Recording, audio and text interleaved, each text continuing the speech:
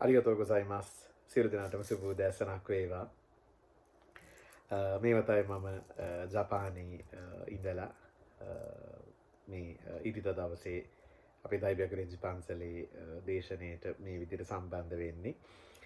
මුලින්ම කියන්න මම ඇතුළු පිරිස මාර්තු 12 වෙනිදා ජපානයට පැමිණියේ ඊට පෙර යෙදිලා තිබුණු ඉරිදා දවස මට මතක විදිහට මාර්තු 8 හෝ 9 ඉරිදා දවසේ තරමක අයහපත් සෞඛ්‍ය තත්ත්වයෙන් හිටපු නිසා මට එදා දවසේ ධර්ම සාකච්ඡාව සහ වන්දනාව මෙහෙවන්න බැරි වුණා.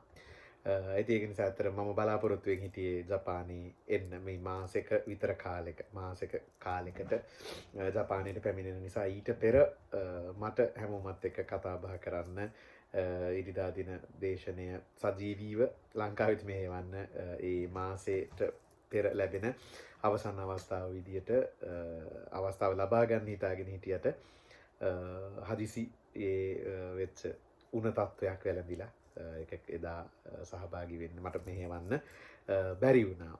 ඉතින් ඒකට හැමෝගෙම මම සමාව ඉල්ලනවා එදා දවස අතපසුවීම සම්බන්ධයෙන්. නමුත් දින දෙකකට විතර පස්සේ වෙනකොට සෞඛ්‍ය තත්ත්වයේ තරමක් යහපත් අතට හැරිලා ජපානයේ යන අවස්ථාව ලැබුණා. මේ වතාවේ ජපානය තුලදී මම පන්සල් 12කට විතර ගමන් කරන්නත් ඒ වගේ මේ වෛද්‍ය දේශන පවත්වන්න සහ ලංකාවේ කෙරෙන වැඩ කටයුතු පිළිබඳව දැනුවත් කරන එක සහ අනික් අතට ඒ පන්සල්වල කෙරෙන ක්‍රියාකාරකම් ආශ්‍රිතව ලංකාවේ අපිට ගත හැකි ආදර්ශ මොනවද කියන කාරණේ බලන අරමුණින් තමයි මේ වතාවේ මේ ජපානයේ සංචාරය යොදාගත්තේ. ඉතින් මේ වෙනකොට දවස් 10ක විතර කාලයක් ජපානයේ රැඳිලා ඉඳලා විශේෂයෙන්ම හොක්කයිඩෝ කියන ජපානයේ ප්‍රධාන දූපත් අතරින් හොක්කයිඩෝ, හොන්ෂු සහ ශිකොකු කියන දූපත් තුනටම කියන්නේ හතරෙන් තුනකටම මේ වතාවේ ගමන් කරනවා. හොක්කයිඩෝ සහ හොන්ෂු වල යම් කොටසක් පහුගිය දවස්වල සංචාරය කළා. හෙට ඉඳලා ශිකොකු කියන දූපතේ ජපානයේ ප්‍රධාන දූපත් හතරෙන් පොඩිම දූපත. ඒ දූපතේත් ඇත්තටම අපේ පන්සල් 12ක් විතර තියෙනවා. ඒ අතරින් ප්‍රධාන පන්සල් 3ක් තියෙනවා. ඒ මව් පන්සල් 3 ආශ්‍රිතව තමයි අනිත් පන්සල් ටික බිහි වෙලා තියෙන්නේ. ඉතින් ඒ පන්සල් වලට හෙට ඉඳලා සතියක කාලයක් ඒ ටික එහෙම ගමන් කරලා ඊට පස්සේ හිරෝෂිමා වල පන්සලකටත් ගිහිල්ලා සමහර ජපානයේ බොහොම මේ සමහර ලංකාවේ අය ජපානය කිව්වහම දන්න ප්‍රසිද්ධ නමක් තියෙන නගරයක් තමයි හිරෝෂිමා කියන්නේ.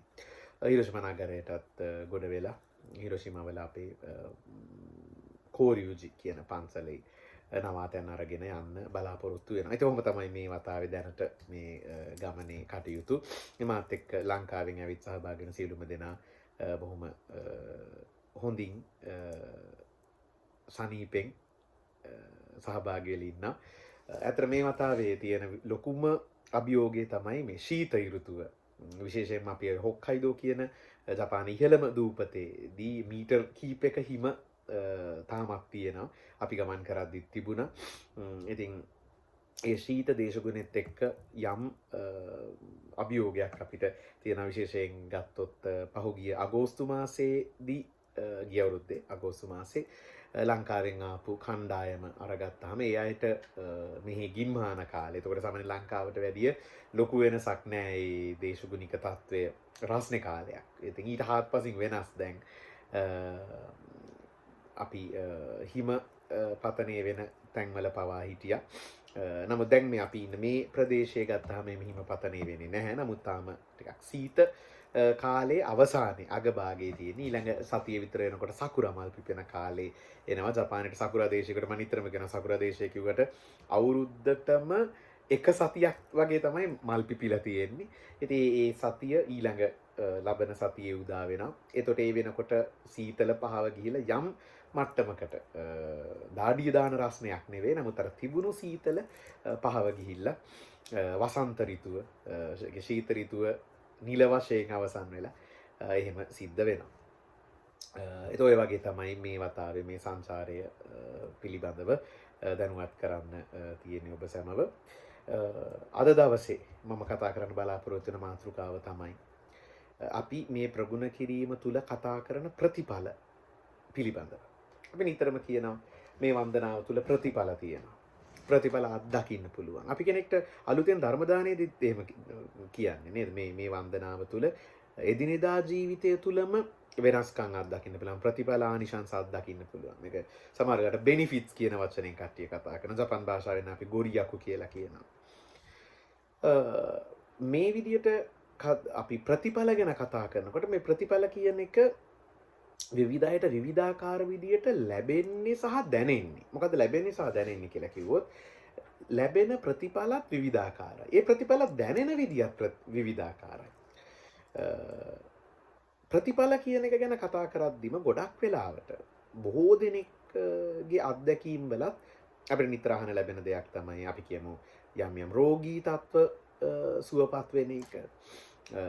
ඊට පස්සේ අයගේ රැකිරක්ෂාවල වෘත්තීන් වල දියුණුව අධ්‍යාපනයේ දියුණුව වගේ කාරණා අපිට නිතර සාමාන්‍යයෙන් මේ ප්‍රගුණ කිරීම තුළ මම මෙන්න මේ වගේ ප්‍රතිඵලයක් ආනිශංසයක් අත්දකින්නවා මට දැනිලා තියෙනවා කියන විදිහට අපි කතා බහ කරනවා. ඒතර මේ අතරින් ඇත්තටම මේ සියල්ල අතරින් වඩාත්ම වැදගත් වෙන්නේ මොකක්ද? මම කිව්වේ ඒකයි දැනෙන විදිය වෙනස් වෙන්න පුළුවන් ප්‍රතිඵල කියන එක ලැබෙන විදිය වෙනස් වෙන්නත් පුළුවන් එක විදියට. ඔය අතරින් වැදගත්ම එක මොකක්ද? වැදගත්ම ප්‍රතිඵලය මොකක්ද? ඒකට උත්තරයක් හොයනකොට මේක නිස්සෙන් හාමුදුරුවන්ගේ එක්තරා ලියවිල්ලක. උන්වහන්සේ වන්දනාව කියන එක තුල අපි සාමාන්‍යයෙන් කතා කරන ප්‍රතිඵල පොදුවේ ගත්තහම ඒ ප්‍රතිඵල කීපයක් දක්වලා දීලා තියෙනවා. එකක් තමයි අපි දැන් කතා කළා වගේ මේ නිරෝගී බව කියලා කියන එක. නිරෝගී බව උදා වෙනවා. කෙනෙක්ට තියෙන ප්‍රශ්න ගැටලු වලින් ඒ අතරින් අංක 1ට නිරෝගී බව කියන එක ගැන කතා කරනවා. ඊළඟට එයාගේ ධනය ආරක්ෂා වෙනවා කියලා කියන එක. ධනය අපතේ යන්නේ නැහැ. සොර සතුරන්ට වියදම් වෙන්නේ නැහැ. සොර සතුරෝ කිව්වහම නිකන් මේ මංකොල්ලකාරයෝ ඇවිල්ලා එකපාරට ධනය හොරගම් කරන් යනවා කියනට වැඩිය අපි හිතමු අපි නොදැනුවත්ව සමහරට වංචනිකයෙක්ට අහු වෙනවා. ඒ වගේ වෙන්නත් පුළුවන් නේද? එතකොට අන්න ඒ වගේ අවස්ථා වැළකෙනවා මග හැරෙනවා කියන එක. ඊළඟ එක තව දක්වලා දීලා තියෙනවා පවුලේ සමගිය ආරක්ෂා වෙනවා කියන එක. එතකොට මේ පවුලේ සමගිය කොයි විදියටද අපි ආරක්ෂා කරගන්න උත්සාහ කරන්නේ? සමහර වෙලාවට අපි උත්සාහ ගත්තට ඒ උත්සාහයේ අපි බලාපොරොත්තු වෙන ප්‍රතිඵල එන්නේ නැහැ. හැබැයි අපි ප්‍රගුණ කිරීමේ යෙදিলা ඉන්නවා නම් අපි මේ පවුලේ සමගිය, පවුලේ දියුණුව කියන එක සලසා ගන්න වෑයම හැමතිස්සෙම ඵලදායී වෙනවා. නිෂ්ඵල වෙන්නේ නැහැ කියන එක. ඊට පස්සේ එතෙන්දී අපි ගත්තොත් යුවලක් අතරේ කාරණේ කියන්නේ ඊට පස්සේ ඒකෙම දිගුවක් හැටියට ඊළඟට දූ දරුවන් කීකරු තමන්ට කීකරු වෙනවා තමන්ගේ අදහස් එක්ක සමපාතව ඒ කියන්නේ ගැටීමකින් තොරව ගමන් කරනවා කියන කාරණෙත් ඒත් එක්කම දක්වලා දීලා තියෙනවා. ඊළඟට රැකිරක්ෂාවල දියුණුව සැලසෙනවා කියන කාරණේ දක්වලා දීලා තියෙනවා. රැකිරක්ෂා කියලා කිව්වහම මේක ව්‍යාපාරයක් වෙන්න පුළුවන්, රැකියාවක් වෙන්න පුළුවන්. ඒ වයින් ඒ විදිහට සාර්ථකත්වයේ සැලසෙනවා කියන එක. ওই විදිහට අර සාමාන්‍යයෙන් අපි කතා කරන ප්‍රතිඵල වර්ගීකරණය කරලා තියෙන නැත්නම් ඒ වගේ අවස්ථා කීපයක අපි සුලභව කතා කරන ඒවා දක්වලා දීලා තියෙනවා. එහෙම කරලා ඊළඟට ඒ ලියවිල්ලෙම අවසානයේට උන්වහන්සේ දක්වලා දීලා තියෙනවා අපේ ප්‍රගුණ කිරීම තුළ මේ සියලු ප්‍රතිඵල වැදගත්. සියලු ප්‍රතිඵල අපිට බුදුන්ගෙන් දහම ප්‍රගුණ කිරීමෙන් ලැබෙන එක තමයි මේක හොඳයි මේක නරකයි කියලා වර්ගීකරණය කරන්න බෑ. ඒ සියල්ලක් වැදගත්. නමුත් ඒ සියල්ල අතරේ වැදගත්ම කොටසක් හැටියට දක්වලා දීලා තියෙනවා නිරූපද්‍රිත බව කියලා කියන එක. නිරූපද්‍රිත බව කියන උපද්‍රවයක්, කරදරයක් කින් තොරව වාසය කිරීමට සැලසීම කියලා. මේක මම මෙහෙම තෝරගන්න හිතුවෙත් විශේෂයෙන් අපි මේ ගත කරන කාලේ ගත්තාම දැන් මේ හටගෙන තියෙන ලෝක යුද්ධයක්ද නැද්ද කියලා කියන කාරණෙත් ටිකක් තේරුම් ගන්න අපහසු කාලයක් උදා වෙලා තියෙන්නේ. එතකොට සැබෑ ලෙසම මේක ලෝක යුද්ධයක්ද අපි අහලා තියෙන විදිහට දැන් දෙවෙනි ලෝක යුද්ධය තමයි අවසානයේට තිබුණේ. ඒතර ඒ වගේ එකක්ද මේ පටන්ගෙන තියෙන්නේ. ඒක වෙන්නත් පුළුවන් ඇත්තටම.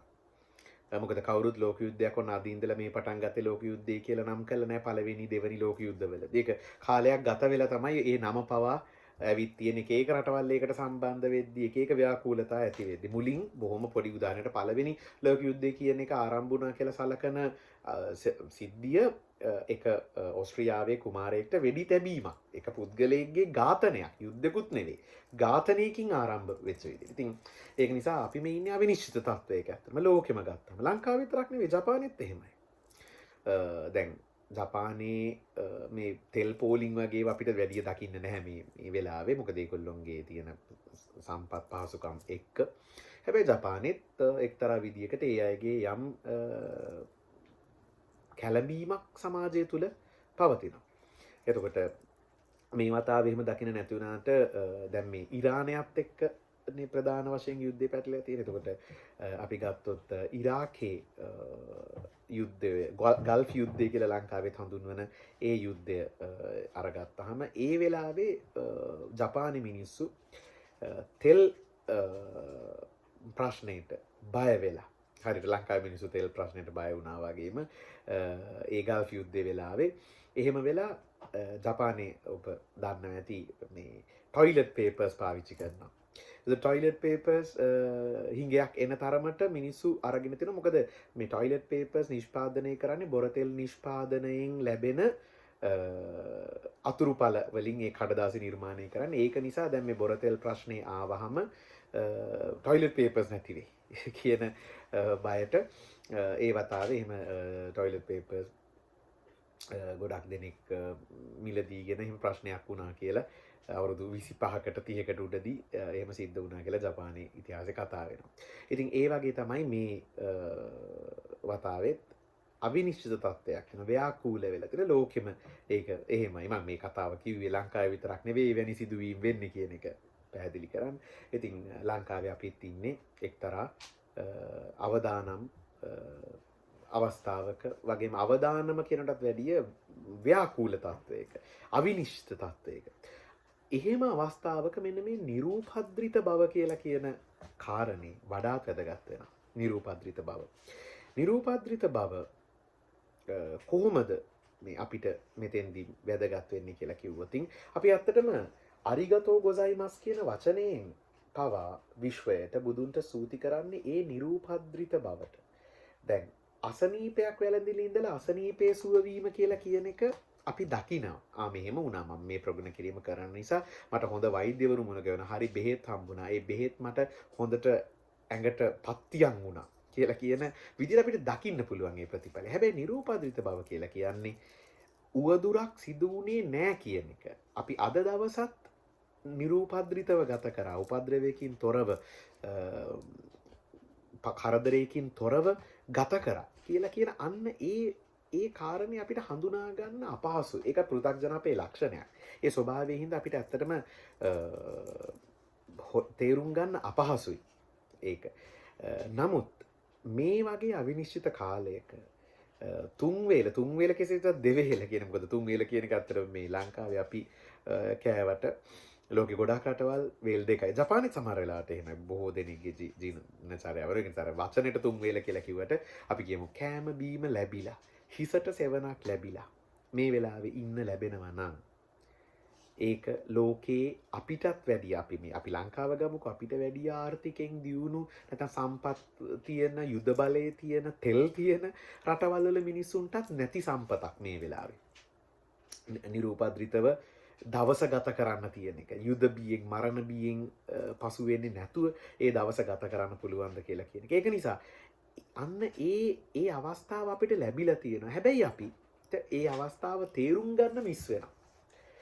අපිට ඒක මොකද උපද්‍රවයක් වෙනවා නම් අන්න ඒකෙන් අපි බේරුණා කියලා හොයාගන්න අපිට පහසුයි. හැබැයි අපිට නොවන දෙයකින් උපද්‍රවයකින් වැළකීම කියලා කියන එක දිනපතා අපි මේ මහා යුද්ධමය තත්වයක්ම වෙන්න ඕනේ මේ මහා මිසයිල එන. අපි කියමු අපි ගෙදරින් එළියට බහැලා ගමනක් ගිහිල්ලා ඒ ගමන සාර්ථක කරගෙන ආපහු අපේ ගෙදරට එනවා. ඒ අතරමඟ අනතුරක් නොවීම කියලා කියන එකම ලොකු දෙයක්. අද ලෝකේ ගත්තාම ලෝකේ කියන අපේ රට අරගෙන බැලුවත් මග තොටේ වෙන අනතුරුත් එක බැලුවහම ගමනක් ගිහිල්ලා නිරූපද්‍රිත වෙනවා කියලා කියන එකත් ලොකු කාරණයක්. එතකොට අන්න ඒ වගේ අපි හැම දවසකම සැබෑ ලෙසම බුදුන්ට දහමට ණය ගැති. හැබැයි අපි ඒක තේරුම් ගන්නේ නැහැ. හැබැයි මෙහෙම අවිනිශ්චිත තත්ත්ව ඇති වෙනකොට ඒක තේරුම් ගන්න අපිට වෙනදට වැඩිය පහසු වෙනවා. එහෙනම් අවිනිශ්චිත තත්ත්ව, ව්‍යාකූල තත්ත්ව, ව්‍යසනකාරී තත්ත්ව ඇතිවීම හොඳයි කියනවා නෙවෙයි. එවැනි තත්ත්ව ඇති අපි කැමති වුණත් නොවුණත් ඇති වෙනවා. එහෙම ඇති වුණාම ඒකේ තියෙන අපිට දැකිය හැකි එක පැතිකඩක් තමයි අපිට තේරුම් ගන්න පුළුවන් වෙනවා. අපි මෙතෙක් කල කොයිතරම් වාසනාවන්ත ජීවිතයක් ගත කරලාද. එතකොට ඒ ගත කරපු ජීවිතයට ඒ අපිට ලැබුණු ආරක්ෂාවට පිහිට වෙනුවෙන් අපි කොයිතරම් බුදුන්ට ස්තුතිවන්ත වෙලාද. ස්තුතිවන්ත වෙන්න තිය අපි අඩුතරමේ තේරුම් අරගෙනද අපිට එහෙම අවස්ථාවක් ලැබුණු බව. ඒක නිසා අපි ආයි හිතලා බලන්න අවශ්‍යයි. මෙතෙක් වෙනකන් දැන් අර අපි කතා කරන්නේ මේ තෙල් අරබුදය ගැන කිව්වා තෙල් තියෙනකොට අගයක් නැහැ.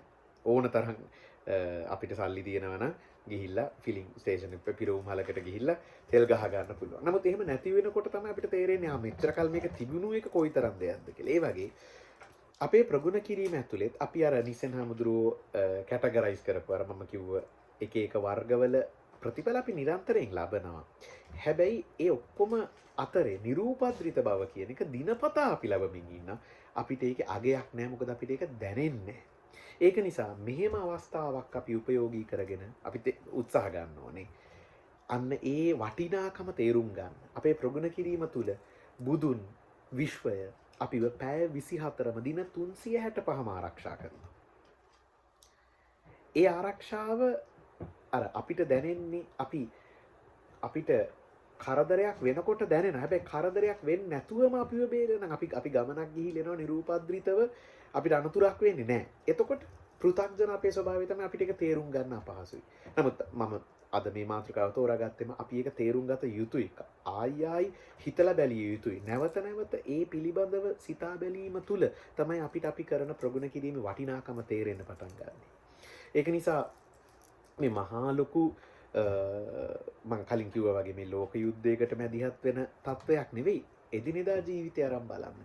අපි එදිනෙදා ජීවිතය තුළ අපි උදේට අවදි වෙලා මූණ හොදලා කෑම කාලා ගෙදරින් පිටත් වෙලා ගිහිල්ලා අපි අපේ වෘත්තියක් හරි ව්‍යාපාරයක් අධ්‍යාපන කටයුතු මේ දේවල් කරලා පවුලේ පිරිසගේ ආරක්ෂාව සැලසිලා ඒ ටික වුණා නම් අපි කොයිතරම් මේ ලෝකේ බිලියන 8ක් වෙච්ච මිනිස්සු අතරින් දවසක් අපි මේ විදිහට කරදරයකින් තොරව ගත කරනවා නම් අපි කොයිතරම් වාසනාවන්ත සුළුතරයක්ද. එතකොට ඒ වාසනාව කියන එක නිකම්ම වාසනාව විදිහට ලැබු කරන්නේ නැතුව අපි අපේ ප්‍රගුණ කිරීම තුළ අපි විසින්ම උපයා ගන්න බුද්ධ ආරක්ෂාව කියන කාරණේ තේරුම් ගත යුතුයි. අපි මේ විදිහට කටයුතු කරනකොට ඒ විදිහට හිතනකොට ඒ විදිහට දකිනකොට බුදුන් කෙරෙහි කෘතගුණ අපිට තව දක්වන්න පුළුවන් වෙනවා. අවබෝධයෙන් යුතු ඒ කෘතගුණ දක්වන්න පුළුවන් වෙනවා. මම අද දවසේ මගේ ව්‍යාපාර සාර්ථක කළ ව්‍යාපාරවලට අතුරු අන්තරාවක් නොවි. මට කරදරයක් නොවි. මගේ පවුලයට කරදරයක් නොවි. මේ ගත වෙච්ච දවස බුදුන්ට කොයිතරම් ස්තුතිපූර්වක විය යුතුද කියලා කියන කාරණේ අපි තේරුම් ගන්න. හොඳ අවස්ථාවක් වෙනවා. අපේ වන්දනාව තුලත් අපි කී දෙනෙක්ට අපි බුදුන්ගෙන් ආරම්භ කරලා ඊළඟට අපේ ගුරුවරු ධර්ම දානේ දීපු මේ සියලු දෙනාට ස්තුතිවන්ත වෙනවා. අන්න ඒ ස්තුතිවන්ත වෙන්නේ ඇයි කියන එක අපිට තේරුම් ගන්න මේක අවස්ථාවක් වෙනවා. ඉතින් ඒක නිසා මේ උද්ගත වෙලා තියෙන తত্ত্বය කම්පා වෙන්න විතරක් ව්‍යාකූල වෙලා ඒ තුල ආතතින් ගොඩ නගා ගන්න විතර ආතතින් ගොඩ නැගෙනවා. ඒක ස්වභාවයනේ. මෙහෙම වෙනකොට හෙට කොහොම වෙයිද? හෙට තෙල් ටික තියේද? හෙට මට ව්‍යාපාරය කරගන්න පුළුවන් වෙයිද? ඇත්තටම අවිනිශ්චිතයි. හැබැයි නිකම්ම ව්‍යාකූල වෙනවට වැඩිය ව්‍යාකූල වෙවි ඉන්නවට වැඩිය කල්පනා කරලා බලන්න. අපිට කොයිතරම් දේවල් ලැබිලා තියෙනවද ලැබෙනවද කොයිතරම් අපි ආරක්ෂිතයිද ජීවමාන බුදුන් අපිත් එක්ක ඉන්න නිසා කියලා. ඉතින් අන්න ඒ කාරණේ කෙරෙහි කෘතගුණ සලකමින් මේ ප්‍රගුණ කිරීමේ යෙදීම තුළ නැවත නැවත අපිට තව ප්‍රතිඵල ළඟා කරගන්න ඒක හේතුවක් වෙනවා. ඒ ඔන්න ඔය කාරණේ කල්පනා කරලා බලන්න. එදිනෙදා ජීවිතේ දිහා ආයි හැරිලා බලන්න. බුදුන්ට අපි කොයිතරම් ණය ගැතීද? දහමට අපි කොයිතරම් ස්තුතිවන්ත විය යුතුද කියලා කියන කාරණේ. අපි ඒ විදියට කටයුතු කරනවා නම් අපේ ලෝකේ වටා මොන දේවල් සිද්ධ වුණත් අපේ ලෝකය බුද්ධ භූමිය බවට පත් වෙනවා. ඒක නිසා ලෝකෙට මොන වුණත් කමන්නේ මට බුද්ධ භූමිය ගොඩ නැගෙනා කියන කාරණේ නෙවෙයි ඒකේ අදහස. ඒ විදිහට මා කෙරෙහි එහෙම නැත්නම් මා වටා බුද්ධ භූමිය ගොඩ නැගෙනකොට මට පුළුවන්කම තියෙනවා තව පිරිස් ඒකට එකතු කරගන්න. මේ බුද්ධ භූමියට මඟ පෙන්වන්න. ඒ විදිහට තමයි ලෝකය වෙනස් වෙන්නේ. ඒක නිසා අපිට ලෝකය වෙනස් කරන්න අවස්ථාව තියෙනවා. එකපාරට හිතෙන්න පුළුවන් අපි කොහොමද අපි මේ බොහොම පොඩි රටක ඉන්න සුළු පිරිසක් එහෙම නැත්නම් අපි බොහොම පොඩි රටකින් පොඩි මිනිස්සුયો අපි කියලා හිතෙන්න පුළුවන්. ඒතර අපිට පුළුවන් ද ලෝකෙම වෙනස් කරන්න? අපිට පුළුවන්. ඒක ලෝක යුද්ධයක් වේවා මොන ව්‍යසනකාරී තත්වයක් වුණත් අපිට පුළුවන් බුද්ධ භූමිය අපි වටා ගොඩනගා ගන්න. ඒ බුද්ධ භූමියට අපි වටා බොහොමයක් පිරිසට ආරාධනා කරන්න අපිට පුළුවන්. ඒක නිසා ලෝකේ මොනාතට කොහොම ගමන් කරත් අපිට දහම තියෙනවා. ජීවමාන බුදුන් ඉන්නවා. ඒ නිසා අපේ ප්‍රගුණ කිරීම අපි නිවැරදිව කරනවා නම් අපිට ඒ ලෝකේ තියෙන සියලු ගිනි දැල් ප්‍රශ්න ඒ සියල්ලක් වෙනස් කරගෙන බුද්ධ භූමිය උදා කරගන්න පුළුවන්කම තියෙනවා. ඉතින් අපි ඒ විදිහට ප්‍රගුණ කිරීම අත් නොහැර සැක නොකර මේ අපහසු කාලය තුල වෙනදටත් වැඩිය උනන්දුවෙන් උද්‍යෝගයෙන් කරගෙන යන්න කටයුතු කරමු. සියලු දෙනාට බුදු සරණයි. අරිගතෝ ගොසයිමාස්.